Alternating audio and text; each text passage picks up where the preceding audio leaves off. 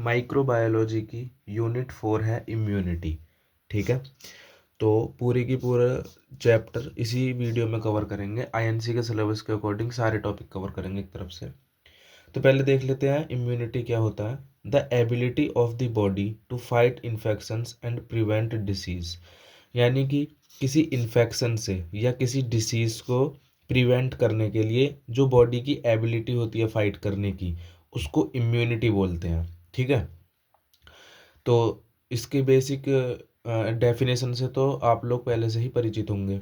It depends on, किस किस चीज़ पे डिपेंड करती है देख लेते हैं। Skin and mucosa, white blood cells, antibodies, immune organs होते हैं, lymph nodes, spleen, thymus, bone marrow. ये सब ऐसी चीज़ें हैं जिन पे इम्यूनिटी डिपेंड होती है, इनके थ्रू इम्यूनिटी अपना वर्क करती है। ठीक है, अब देख लेते हैं इम्यूनिटी के टाइप्स। तो इम्यूनिटी के मेनली दो ही टाइप्स होते हैं। पहला होता है इन्नेट इम्यूनिटी, इसको नेचुरल इम्यूनिटी भी बोल देते हैं। ठीक है, तो ये क्या होता है, ये बर्थ के टाइम से प्रेजेंट होती है। ठीक है, इन्नेट इम्यूनिटी वो होती है, यानी कि इन्फेक्शन से फाइट करने की, डिसीज़ को प्रिवेंट करने के लिए जो एबिलिटी होती है बॉडी की, जो बर्थ से प्रेजेंट होती है ह्यूमंस में, एनिमल्स में, वो उनकी इम्यूनिटी इन्नेट इम्यूनिटी होती है। ये नॉन स्पेसिफिक होती है और ये इमीडिएट रेस्पॉन्स करती है। किसी एंटीजन के बॉडी में एंटर करते ही एकदम रेस्पॉन्स करेगी। इसके कंपोनेंट्स क्या क्या होते हैं जिन पे डिपेंड करती है। स्किन हो गया, स्टमक एसिड हो गया, टीयर्स, यानी कि जैसे आंख में कुछ चला जाता है तो इम्यूनिटी एकदम रेस्पॉन्स करती है और आंसू आने लगते हैं। न्यूट्रोफिल्स हो गए, फीवर हो जाएगा, इन्फ्लामेशन हो जाएगा। ये सब क्या है, ये इन्नेट इम्यूनिटी के कंपोनेंट्स हैं। इसमें नो मेमोरी होती है। ठीक है, यानी अगर कोई एंटीजन एक बार एक्ट कर जाएगा, फिर दोबारा से बॉडी में आएगा तो इसको ये वापस से वैसे ही एक्ट करेगी जैसे इसने पहले किया था। ठीक है, तो इसमें नो मेमोरी होगी। सेकंड टाइप होता है एक्वायर्ड या अडेप्टिव इम्यूनिटी। ठीक है, इसको एडेप्टिव इम्यूनिटी भी बोल देते हैं। ये एक्वायर्ड ही होती है, वर्ड से मतलब इनके नाम से ही इनकी डेफिनेशन क्लियर हो रही है। तो देख लेते हैं क्या होती है। डेवलप्ड आफ्टर इन्फेक्शन और वैक्सीनेशन, यानी कि जो एडेप्टिव इम्यूनिटी है, एक्वायर्ड इम्यूनिटी है, ये किसी इन्फेक्शन के होने की वजह से बॉडी में डेवलप हो जाएगी या वैक्सीनेशन करवाने की वजह से बॉडी में डेवलप होगी। ठीक है, ये पैथोजेंस के लिए स्पेसिफिक होती है। इसके पास मेमोरी होती है, मतलब अगर कोई सेकंड एक्सपोजर होता है किसी पैथोजन का तो ये और तेज और इसका फास्टर एक्ट होता है। ठीक है, उसके लिए इसके टाइप्स देख लेते हैं। जो एक्वायर्ड इम्यूनिटी है ये दो तरह की होती है। पहली होती है ह्यूमोरल एक्वायर्ड इम्यूनिटी। ठीक है, ये लिम्फोसाइट्स, बी लिम्फोसाइट्स के थ्रू प्रोड्यूस होती है, बी लिम्फोसाइट्स के द्वारा होती है ना, और एंटीबॉडीज प्रोड्यूस करती है बॉडी में। ठीक है, सेकंड होती है सेल मीडिएटेड एक्वायर्ड इम्यूनिटी। ठीक है, ये टी लिम्फोसाइट्स के थ्रू होती है और ये क्या करती है, इन्फेक्टेड सेल्स को किल करने का वर्क करती है। ठीक है, ये एक्वायर्ड इम्यूनिटी के टाइप्स हो गए। अब आगे देख लेते हैं। ये इंपॉर्टेंट टॉपिक है, active immunization and passive immunization. ये क्या होता है, यानी कि एक्टिव इम्यूनिटी और पैसिव इम्यूनिटी देख लेते हैं क्या होते हैं, सब क्लियर हो जाएगा इससे आपको। एक्टिव इम्यूनिटी क्या होती है, थ्रू अ वैक्सीन और when your body is exposed to a pathogen, यानी कि किसी वैक्सीन के थ्रू या फिर जब आप किसी पैथोजन के कांटेक्ट में आते हैं, उसकी वजह से आपके जो इम्यून सिस्टम है वो रेस्पॉन्स करता है और आपकी बॉडी में एंटीबॉडीज बनाना शुरू करता है और उससे जो आपकी इम्यूनिटी बन जाती है वो होती है आपकी एक्टिव इम्यूनिटी। ये लॉन्ग लास्टिंग प्रोटेक्शन होता है बॉडी का। ठीक है, और जो पैसिव इम्यूनिटी होती है ये रेडीमेड एंटीबॉडीज बॉडी में डाली जाती हैं। ठीक है, वो होती है पैसिव इम्यूनिटी, इम्यून सिस्टम के द्वारा नहीं बनाई जाती हैं। इनके थ्रू कुछ हफ्तों का या कुछ महीनों का ही प्रोटेक्शन मिल पाता है। ठीक है, क्योंकि ये जो है अलग से बनी बनाई एंटीबॉडीज बॉडी में डाली जाती हैं। ठीक है, और जो एक्टिव इम्यूनिटी होती है इसमें क्या होता है, ये लॉन्ग लास्टिंग होती है, क्योंकि किसी पैथोजन के एक्सपोजर में आने से या फिर किसी इन्फेक्शन के होने की वजह से बॉडी खुद से इनको प्रोड्यूस करती है, इन एंटीबॉडीज को। ठीक है, ये हो गया एक्टिव इम्यूनिटी और पैसिव इम्यूनिटी में डिफरेंट। अब आगे देख लेते हैं एंटीजन और एंटीबॉडी क्या होते हैं, ये क्लियर कर लेते हैं। एंटीजन क्या होता है, any substance that immune system recognizes as foreign. कोई वायरस, कोई बैक्टीरिया या कोई भी, इवन कोई भी टॉक्सिक हो, अगर बाहर से बॉडी में एंटर करता है तो वो बॉडी उसको वो जो सब्सटेंस है वो बॉडी के लिए क्या है, एंटीजन है, ठीक है। अब उस एंटीजन के लिए इम्यून सिस्टम रेस्पॉन्स करेगा और कुछ एंटीबॉडीज प्रोड्यूस करेगा। तो एंटीबॉडीज क्या है, एक प्रोटीन है, क्या है, प्रोटीन है जो बीटा सेल्स के थ्रू प्रोड्यूस होता है एंटीजन के रेस्पॉन्स में, ठीक है। ये क्या काम करते हैं, न्यूट्रलाइज करने का, डिस्ट्रक्शन करते हैं एंटीजन्स का, क्योंकि एंटीजन्स जो होते हैं हमारी बॉडी के लिए टॉक्सिक हो सकते हैं। तो वो क्या करता है, एंटीबॉडी उसको न्यूट्रलाइज करने का काम करता है, ठीक है। आगे देख लेते हैं types of antigen antibody reaction. ये इंपॉर्टेंट टॉपिक है। क्या है, types of antigen antibody reaction, यानी कि हमारी बॉडी में एंटीजन और एंटीबॉडी कैसे रिएक्शन करते हैं। तो 4 तरीके से ये आपस में रिएक्शन करते हैं। सबसे पहले होता है एग्लूटिनेशन, ठीक है।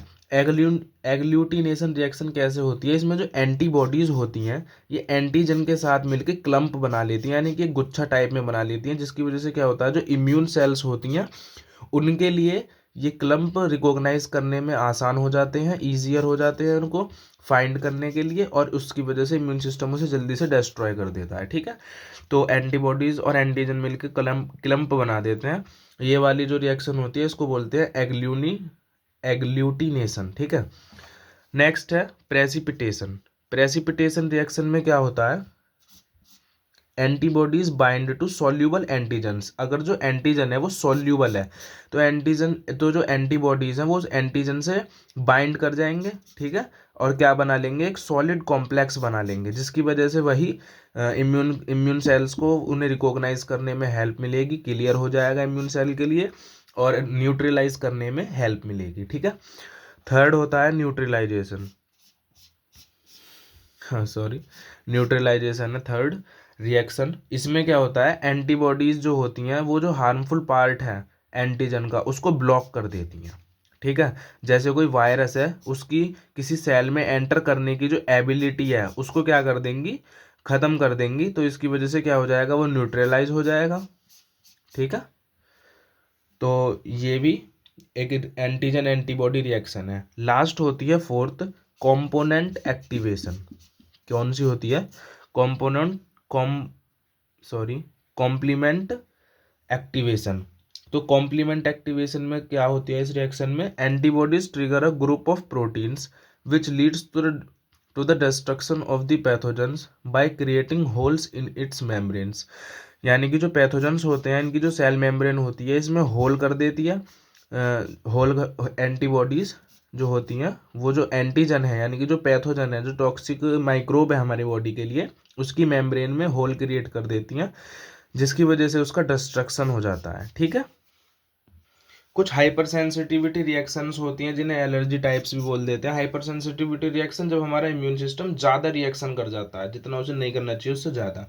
When immune system overreacts to something that usually harmless, जो हमारे लिए हार्मलेस है ऐसी चीज़ के लिए ओवर रिएक्ट कर जाता है। जैसे कोई पॉलन हमारी बॉडी में एंटर कर गया या कोई सर्टेन फूड है, ठीक है, जो हमारी बॉडी को इम्यून सिस्टम को लगता है ठीक नहीं है और अचानक से उसके लिए क्या कर देता है, ओवर रिएक्ट कर जाता है, तो उसको हाइपर सेंसिटिविटी रिएक्शंस बोल देते हैं। सबसे पहले आती है इसमें इमीडिएट, इसको एलर्जिक रिएक्शन होती हैं, इमीडिएट होती हैं, तुरंत हो जाती हैं, इसको टाइप फर्स्ट बोलते हैं, ठीक है। ये क्लासिक एलर्जी रेस्पॉन्स है, आईजी एंटीबॉडीज जो होती हैं वो प्रोड्यूस करती हैं, ठीक है। क्विकली मतलब तुरंत हो जाती है, कुछ ही मिनटों में रिएक्शन हो जाती है, एलर्जी हो जाती है। जैसे कि कोई पॉलन हमारी बॉडी में एंटर कर गया तो उसकी वजह से फीवर हो जाता है। अगर हमारे कोई मधुमक्खी डंक मार दे तो उसकी वजह से क्या हो जाता है, स्वेलिंग हो सकती है। तो इसका मैकेनिज्म देख सकते हैं आप, क्या होता है, the body produces IG antibodies which then cause the release of histamine. जो जैसे कोई पोलन हमारी बॉडी में आएगा, आईजी एंटीबॉडीज प्रोड्यूस हो करेगी बॉडी, ठीक है। जो हमारा डिफेंस मैकेनिज्म है, डिफेंस सिस्टम है, इम्यून सिस्टम, वो आईजी एंटीबॉडीज प्रोड्यूस करेगा, और जो आईजी एंटीबॉडीज हैं ये हिस्टामाइन रिलीज कर देंगी, ठीक है। This leads to symptoms like itching, sneezing etcetera. मतलब इचिंग, स्नीजिंग, मतलब छींक आ सकती है, इचिंग, इरिटेशन हो सकती है, ये सब हो सकती है ना।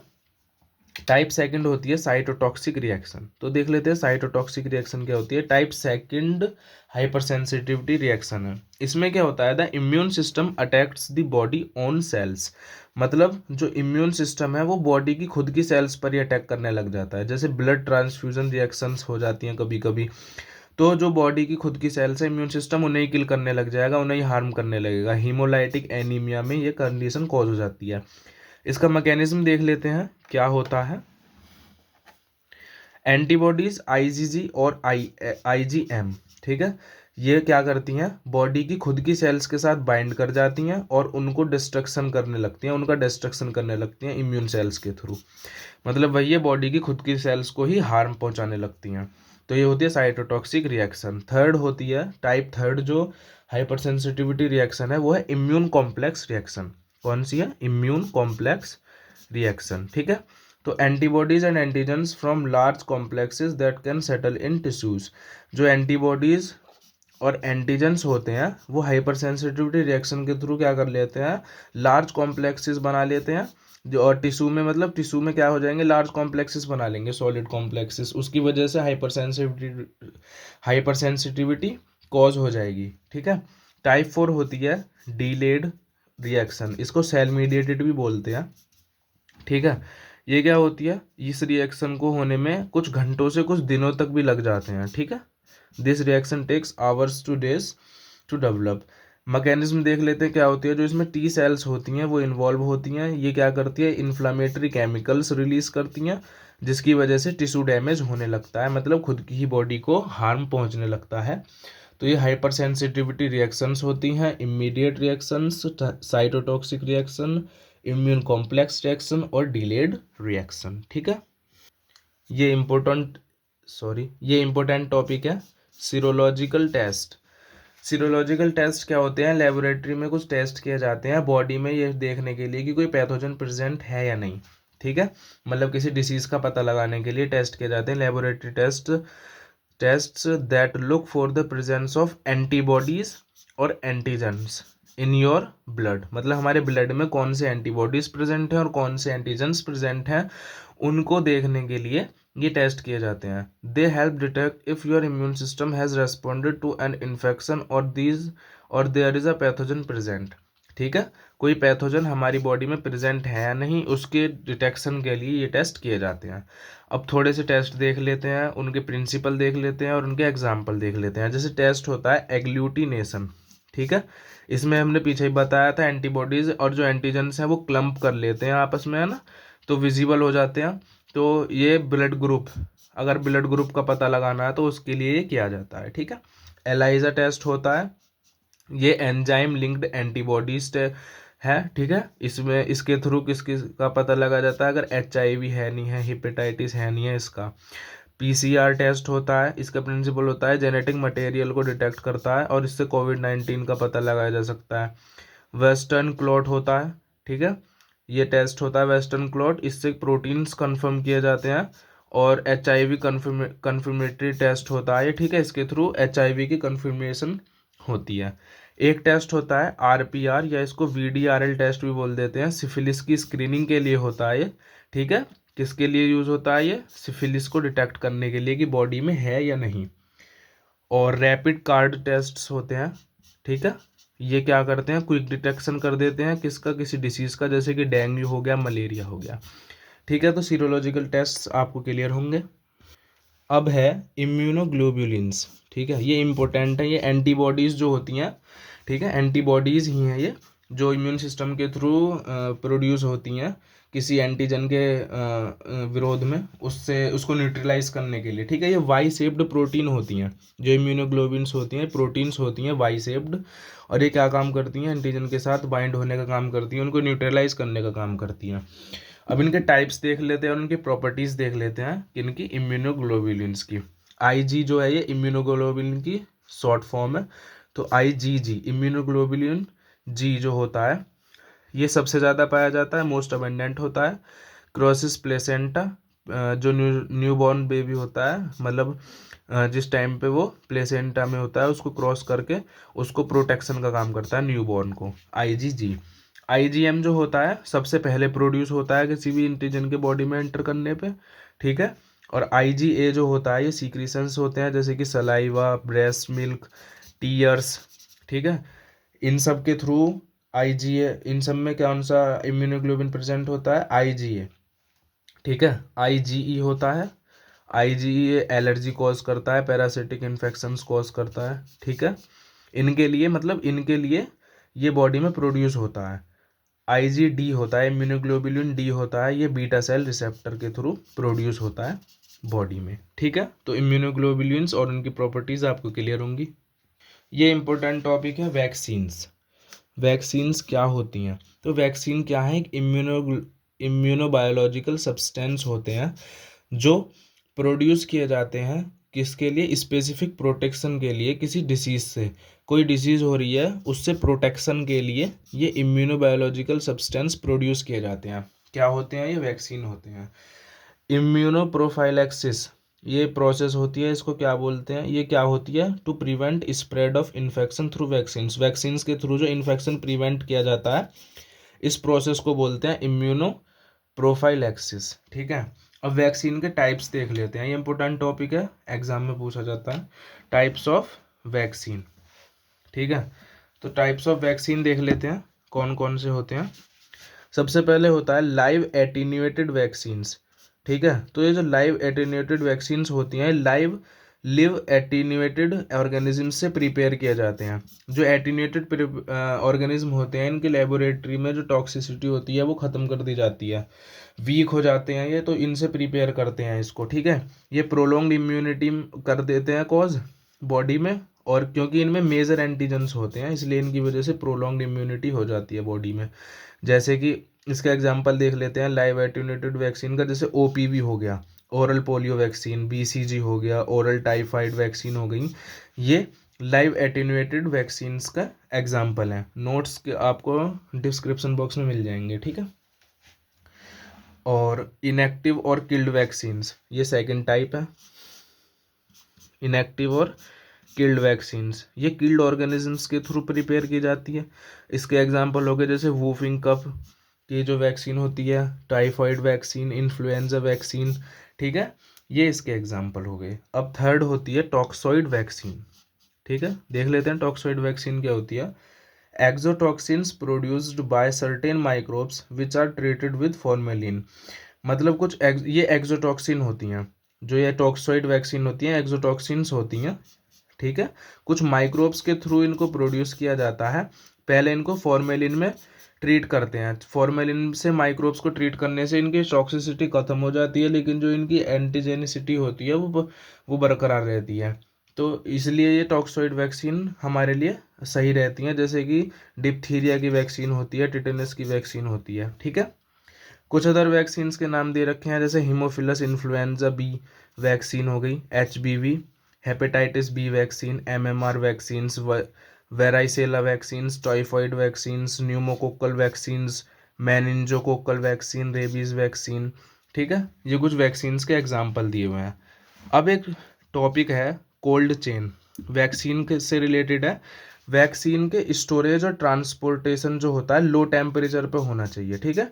उनका स्टोरेज, वैक्सीन को स्टोर जो करना है, उनका जो ट्रांसपोर्टेशन होना है वो लो टेम्परेचर पे होना चाहिए।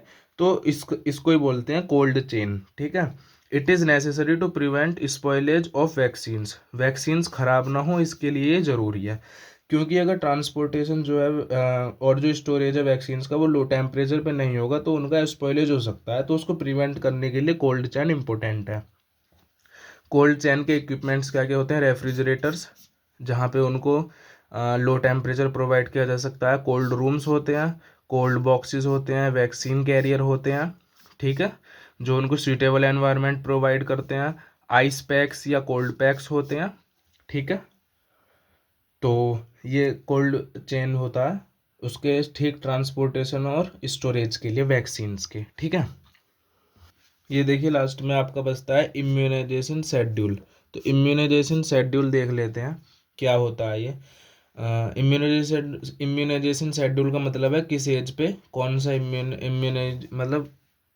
इम्यूनाइजेशन कौन कौन सी एज पे करना है, ठीक है। देख लेते हैं, जैसे इन्फेंट्स होते हैं बर्थ के टाइम पे उनको ओपीवी की वैक्सीन दी जाती है, ठीक है। और डिसीज़ होती है पोलियो माइलाइटिस, इसके प्रिवेंशन के लिए 2 ड्रॉप्स दी जाती हैं ओरल तरीके से, ठीक है। बर्थ के टाइम पे 3 वैक्सीन दी जाती हैं, ओपीवी की, बीसीजी की, बैसिलस कैलमेटे ग्यूरिन ग्यूरिन, ठीक है, और हेपेटाइटिस बी। ठीक है, ये 3 वैक्सीन दी जाती हैं बर्थ के टाइम पे। इनके डोजेज भी लिखी हुई हैं और रूट भी लिखे हुए हैं किस डिसीज़ में होती हैं ये। ठीक है, 6 वीक पे, जब 6 वीक का हो जाता है बेबी, यानी कि 1.5 महीने का हो जाता है, उस टाइम पे OPV1, IPV1, pentavalent vaccine 1, rota virus vaccine 1, pneumococcal conjugate vaccine 1, ये वैक्सीनेशन की जाती हैं। ठीक है, और जब 10 वीक का हो जाता है, इनकी इनके इनसे कौन कौन सी डिसीज़ प्रिवेंट होती हैं, उनकी जो ये वैक्सीन है इनकी डोज कितनी होती है और किस रूट के थ्रू दी जाती है, वो भी दिया हुआ है यहाँ पे। ठीक है, और जब 10 वीक का हो जाता है बेबी, यानी कि 2.5 महीने का हो जाता है, उस टाइम पे OPV2, pentavalent vaccine 2, rota virus vaccine 2, ये दी जाती हैं। जब 14 वीक का हो जाता है तो उस टाइम पे OPV3, IPV2 और pentavalent vaccine 3, rota virus vaccine 3 और न्यूमोकोक्कल कॉन्जुगेट वैक्सीन 2, ये सब वैक्सीन प्रोवाइड की जाती है। मतलब वैक्सीनेशन इन सब का होता है। ठीक है, जब 9 से 12 महीने हो जाते हैं, ठीक है, बेबी को, तो उस टाइम पे मीजल्स और रुबेला 1, जैपनीज एनसेफेलिटीज 1 और न्यूमोकोकल कॉन्जुगेट वैक्सीन बूस्टर, ये सारी वैक्सीन दी जाती हैं। इम्यूनाइजेशन शेड्यूल इस तरीके से होता है। ठीक है, फॉर टॉडलर्स जो 16 to 24 मंथ्स के बेबी होते हैं, उनमें मीजल्स एंड रुबेला 2 और जैपनीज एनसेफेलिटीज 2, ये वाली वैक्सीन दी जाती हैं। ठीक है, जब 5 से 6 साल की एज में हो जाता है बच्चा, तो उस टाइम पे डिप्टीरिया सेकंड बूस्टर और DPT बूस्टर, ठीक है, ये वाली वैक्सीन देते हैं। 0.5 ml इनकी डोज होती है और इंट्रामस्कुलर दी जाती है इंजेक्शन के थ्रू। जो स्कूल एज्ड चिल्ड्रन होते हैं 10 ईयर्स की एज में और 16 ईयर्स की एज में, मतलब स्कूल एज चिल्ड्रन जो है जब 10 ईयर के हो जाएंगे, उस टाइम पे DT यानी डुअल एंटीजन, ये वाली वैक्सीन दी जाती है, और 16 ईयर्स की एज पे DT। ठीक है, और जो प्रेग्नेंट वुमेन होती हैं उनके लिए प्रेगनेंसी की स्टार्टिंग में DT1 और booster if already immunised with in 3 years. ठीक है, और 1 मंथ आफ्टर DT1 के 1 महीने बाद DT2 दी जाती है, टिटेनस के प्रिवेंशन के लिए होती है। 0.5 ml इसकी डोज होती है और इंट्रामस्कुलर तरीके से दी जाती है। ठीक है, तो INC के सिलेबस के अकॉर्डिंग हमने सारे टॉपिक कवर किए हैं। पूरा चैप्टर आपका होता है यहाँ पे कवर। ठीक है, थैंक यू।